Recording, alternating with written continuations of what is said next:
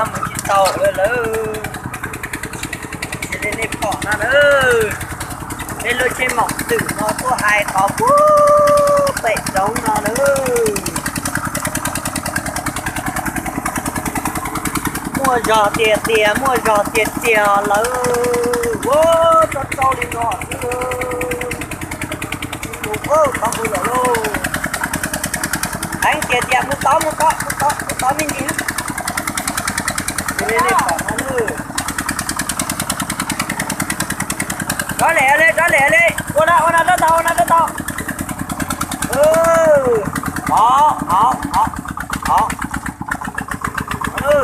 hả ôi nó nữa cũng lợi thôi lọ bể cho tê bể lọ nữa lọ phục bể lọ tàu cái lọ nữa thằng nó cũng là tê motor chứ một chiếc tàu chứ cũng chỉ tôi bể quay lại thằng nó cũng là tê nó sẽ nhớ tình tiền nó nữa sau cuối chân này là một xe lúc chết nhá xử lý khó này bỏ nó nữa chỉ mua chứ trả cá lớn luôn nó tôm bò lọ bể cho tê lọ nữa lọ bể tàu cái lọ sổ tôi còn đông nó lọ nữa lọ hôm nay cho nên thằng cũng sau nữa chờ lúc nó nữa chờ lúc này thiên lệ một to nữa lọ bể nó lọ nữa xử lý khó nữa lọ bể đó nhớ tuổi tiệt tiêu còn nó chỉ ta tỏm món nữa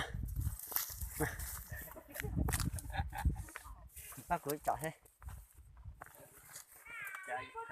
bên đọc có nữa nó mà sao tán lại tay nó ta nữa đấy đấy chỉ ta thế nữa ta thế nữa đèn tới ha tới chúa chỉ tán nó nữa chụp cái tin nó giờ cũ nữa mua xích vàng nữa ta tỏ trâu sang vì trâu khó tiền lớn chơi cũng thiên cầu nữa cũng bự nó chơi cũng chập bên tỉnh tròn đá nữa để chỉ tàu rồi nó nào nó lên đi bỏ nó nữa ta tỏ trâu sang đi khó đi bỏ nó nó thấy chỉ nó một chiếc tàu nữa đèn tới cho nó ta chỉ tới đi nó xin này đi sát tàn đi lư nó thằng nó cũng cho nên một số lúc chết cái cũng lỡ nhìn lọ phải số lọ hơn nó in chỉ áp một chỉ nữa áp một tao chỉ lên nữa để gì lần gì trong nó cũng cho nên một sau lúc chết chứ nó ta tạo lợi nhuận trả nó nữa chọn cái tiền chỉ tàu đi rồi mất tiền này nó nữa khó cứ cũng sai tạch cười mà giờ tụi nó nhớ săn đã cũng lớn lò mà cũng sai tạch thì thế thì cũng cho nên là sau lúc chết này lúc chết nhân tại nó này khó nó nữa xí lúc chết nó nữa tụm bê tỏ cá chín nó nữa cho nên khó này bỏ nó nữa tụm bê nó nữa sau này ta ba rồi nó xí vì lý cha cú chút trở chèn tàu lưu rồi xí chạy qua chỉ tàu trà chạy cú tiếp chờ thế này nhưng nó nữa tụm bê tỏn tên nó chỉ cũng cá chỉ bao giờ vì lý cha tụi nó khuất ta chỉ chín nó đi theo tôi share lấy cho chỉ quay chỉ bỏ thôi nè tên nó biệt ta nữa xí lý khó này bỏ nó này tụi nó y đại đạp ta nữa đặt ta theo từ lúc nào nữa xí lý khó này bỏ nó này từ lúc đuôi nữa để nó theo cũng cho nên là sao sát tận nó đấy nha anh em đang xem trên YouTube nha tại vì cái con xe này nó không ăn tháng xong rồi mình chạy đến trên kia của đầu xong đam bóc mì xong rồi nó lao xuống này tông nắp vét đùi đây đây nha như anh em đang xem đây đây với hết đùi đây này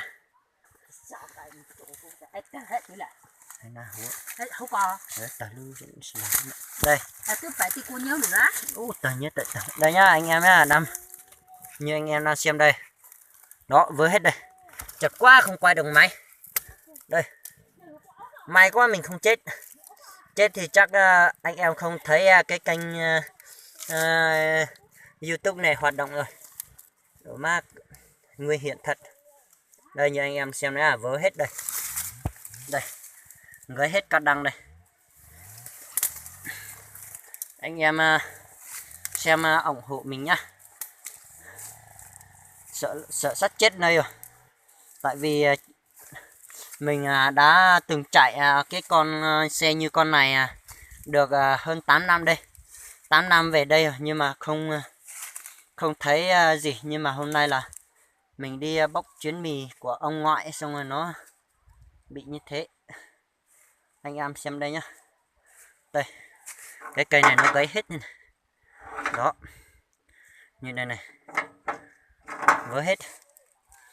Không biết là lúc đầu mình đặt là cái tháng hơi nó vẫn ăn, nhưng mà sau khoảng 2-3 giây đấy xong rồi nó không ăn, xong rồi nó lao khoảng hơn 200 mét, 250 mét đó anh em ạ. Giờ chỉ có lao hết xuống rồi đánh con kia về, đến con ở nhà lên. Đây là cái con xe của thằng em nhá, còn xe mình là cái xe mà đang bóc ở trên này anh em ạ. Đầu chân quá, bây giờ què hết trơn rồi, chỉ có đi nghiêng nghiêng như cua thôi, bây giờ không đi được thẳng rồi.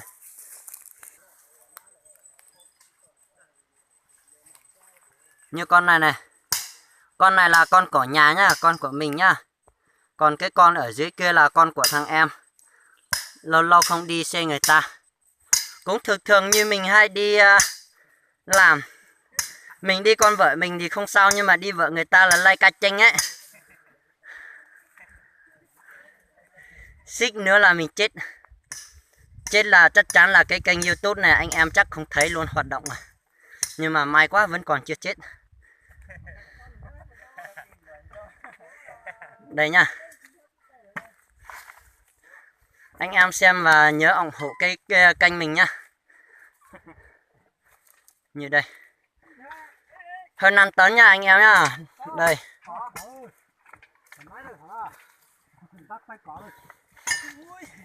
Đây nha, như anh em đang thấy nha. Còn mấy bao ở dưới này không bóc hết, tại vì cái con cầu kia không chắc.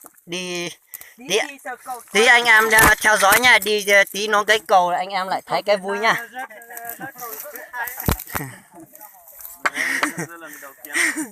Như đây nhiều lắm. Nó nữa tao nó mà nó cũng tao xin mọi chuyện trong tài thì tao xin cho nên là số chết tao cho nữa. Giống gạo hả? Sẽ lên đây bỏ nó nữa trâu tấn nữa. Trâu tấn đã nữa, sẽ lên đây bỏ nó ta tặng cái tỷ lọ nữa.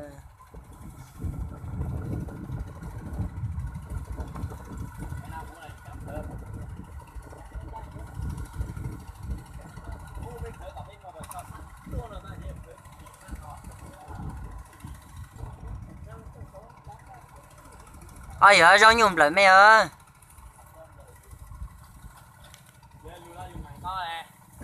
Bò nào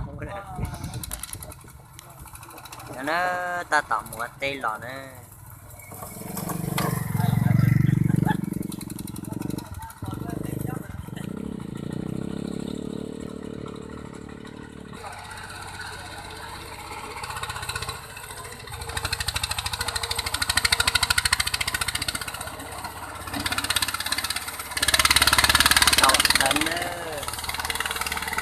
Đánh lò sầu lò nữa. Giờ chú cho lo lên nó còn thế là do lạ thâu để cho chị lò nữa nè.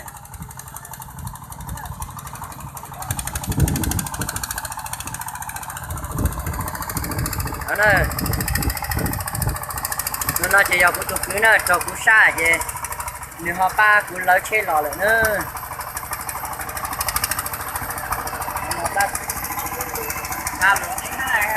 Nó ta tạo những gì to thì lấy lên bỏ nó gặp bé nữa.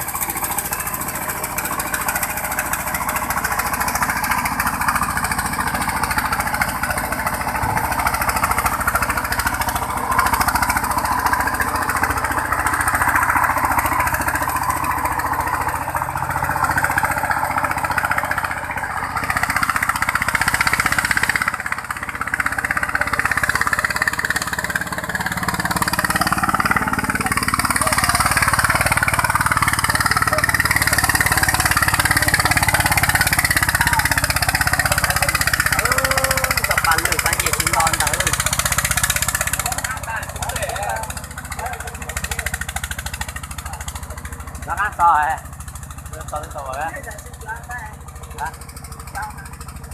Năn chúa. Thằng ga đó là số 2 mà. Dạ. Dạ. Mất rồi chưa?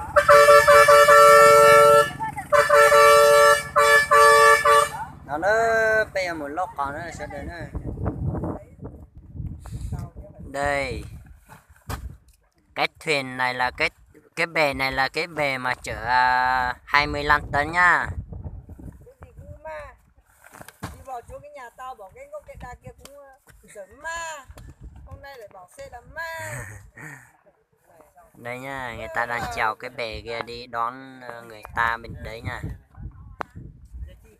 Mày thế thì mày sống đâu được. Chỗ nào chả Đó, cái xe này nó về đến đây nha.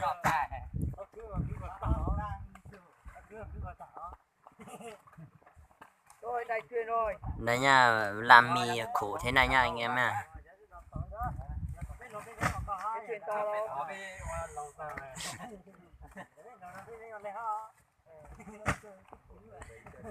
Thế này sao mà chở được thế này đi con cái này đấy. Bây giờ hả? Cái rồi cái có hơi rồi tao biết chỗ nào. Này, cái này sao đi chỗ nào? Thế này mày máy mày mới từ máy tới đấy. Bảo đã tấn này mà chứ hả? Đấy nha, xem thế này anh em ạ. Sáng ơi, hai anh em lên đây hai bao này xuống ở bàn từ hôm kia rồi. Bọn nó kêu ra để ăn cơm hai anh em sáng. Lên đây hai bao thôi. Cho nhỏ lấy cái bao kia cho mình đi vô cái. Đi bổ đi.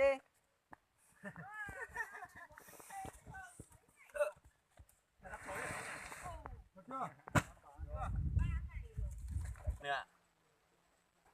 Bố mà nhìn cho số mà nhìn bố. Giờ trên bố mà lấy chỗ xuống. Dạ. Giờ ở chỗ nào kìa. Ở chỗ thấy tôi có phê vậy thấy vậy chứ tao hắn đó thấy tôi lên là. Ta cứ là tôi hú nhẹ sang trường rồi lên cứ là tôi cũng chơi được. Cái này tổ chức cái này. Nó nữa, thằng nó luôn máy nổ dốt lo lên đi bỏ nó nữa. Lấy chân đầu tiệt tiếu lên một con đá bên là nó dốt đuôi chỉ bỏ cái tiêu.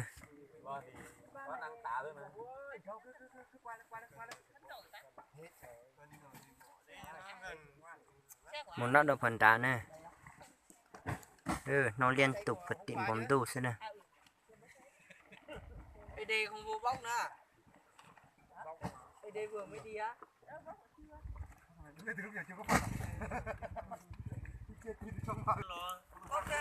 Lâu tả nữa bây giờ một chế luôn. Bao thôi đó có nhiều nữa nhỉ. Khởi cho nào cứ thầy. Khởi cho nào. Một luôn nào để nó giống chiều vậy khởi lại trước.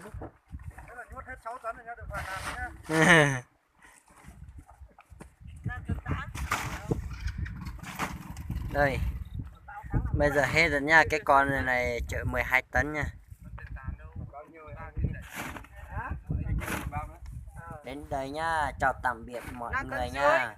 Quay và xem video tiếp theo nha anh em nha, mình còn sống vẫn còn làm hay.